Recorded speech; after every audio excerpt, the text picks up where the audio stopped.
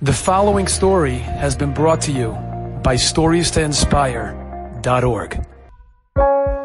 The story that I am about to tell you is one that I am so proud of because it has to do with my mother, Aleh Shalom. My mother, Mrs. Hindi Krohn, who I learned writing from and who I was very, very close to, she wrote a book. It's called The Way It Was, growing up in Jewish Philadelphia in the 1920s and 1930s. It was published by ArtScroll, and in there she talks about Mesirat Nefesh for mitzvahs. Now, my mother never went to a Beis Yaakov. She went to public school in Philadelphia, but she grew up the frummest person that you could possibly imagine. Her Yir Shemayim and her Elachkeit was absolutely incredible. And so therefore, the name of this presentation is called The Sanctity of Shabbos. And in there she writes that when she was 16 years old, it was in the early 1930s, at the end of the 1920s, I never even knew how old she was. She never told me. But she had a job as a bookkeeper in a Yiddish company. Now, the fellow presumably was a Shemesh Shabbos, but he did not necessarily hire girls that were only Shemesh Shabbos. He just wanted the best and the brightest girls to work in his office. And my mother, Baruch Hashem, was a very bright woman. Even as a child, she was one of seven in the family. She had 6 brothers, no sisters. And she was very, very tenacious in anything that she believed in Torah and Yir Shemayim and mitzvahs. And she came to work, and the first time that she worked in this fellow's office was in the springtime. And of course, Fridays were very long. So every day she would work from 8:30 to 6:30, and it was no problem. But as the summer and autumn got on, and now soon it was in the winter, and she had to leave early. Now, she was afraid to tell Mr. Stein, who was the owner, that she was going to be leaving early. Many times he would leave early Friday afternoon, not necessarily because of Shabbos, but because, he was the owner of the company. He could leave whenever he wanted. And she would leave so that she would always get home for Shabbos in time before Lichtmenschen. Now, she lived, as she told me, and as she writes here, 24 blocks away from where she worked, except in Philadelphia they were not called blocks, they were called squares. 24 squares. And she knew that she had to leave an hour and a half for travel time to get the buses, the trolleys actually. There were no buses there. There were trolleys. And it would take her that much time until the trolleys finally came and they made all the stops and she was able to get home before Lichtbenchen. It happened one Friday afternoon. She had so much work to do. And Mr. Stein, who was not an easy person to get along with, came in and said to her, "Edith," that was her English name, "how long are you going to be here today?" She said, "Well, I'm going to try to finish it, but I've got to get home before Shabbos." He said, "You could stay to 3:30. You'll be able to finish it." And he walked out. She knew there was no way that she could be there till 3:30 because Lichtmenschen that Friday afternoon was 4:18, and there was no way that she could get home before Shabbos if she left at 3:30. Well, she watched him leave the office, and shortly afterwards, there was so much work to do.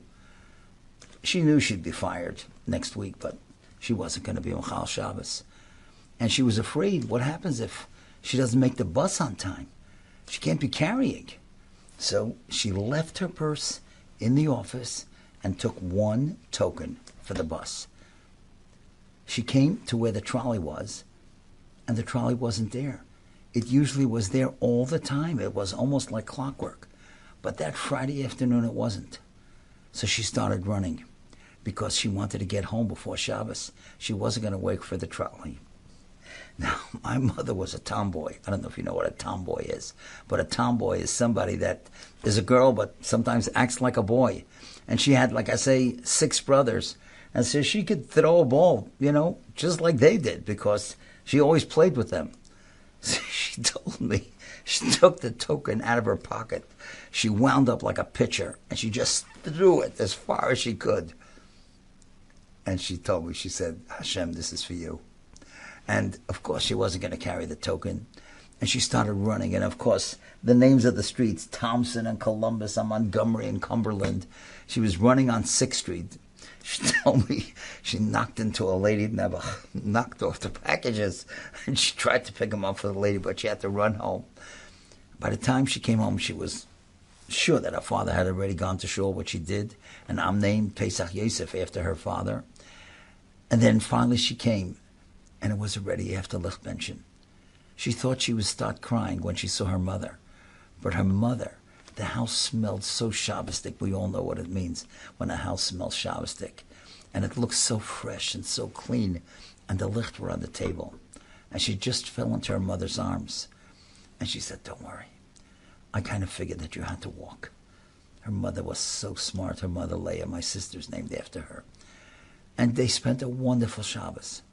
And she told me Monday morning, when she came to work, she was just waiting for Mr. Stein to come in and say, "You're fired." Mr. Stein came in and he said to her, "How long did you stay Friday afternoon, Edith?" And she didn't want to answer that question. So she said, "Mr. Stein, I stayed long enough and finished as much as I could, but I had to walk home. I could no longer take the trolley. It was too close to Shabbos." He said, "You walked home all the way?" She said, "Yeah." He didn't say anything. She was just waiting that he should have the secretary come in, give her the check, and fire her. He avoided her on Monday, Tuesday, Wednesday, Thursday. He didn't say a word a whole week. Friday afternoon, about 12 o'clock, he came over to her desk and said, "Edith, I know you had to walk last week. I don't ever want you to have to do that again. You could leave 2 hours early."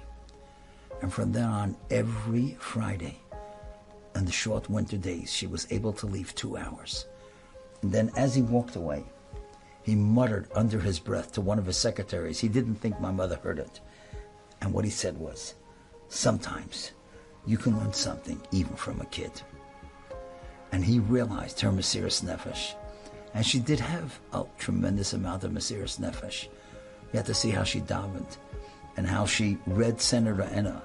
She was the most erlicha person I ever met. No Beis Yaakov education. But she had great parents and she had great Mesirat Nefesh, especially for Shabbos. Want to read a great book? Read about the way it was. I remember Rabbi David Trenk was a cousin of mine, we all know, such a great mechanech. And he would read these stories to his children. Somebody just told me that in Eretz Yisrael, Sarah Finkel, who was the mother of Rabbi Nosson Tzvi Finkel, who recently passed away, she also read this book and loved it. You see, today in America, we don't realize what Mesirat Nefesh for Shabbos is. Baruch Hashem, we live in a great country. But read this book. You'll see what it meant growing up for Shabbos and then be able to build deiros after that. Enjoyed this story? Come again. Bring a friend. StoriesToInspire.org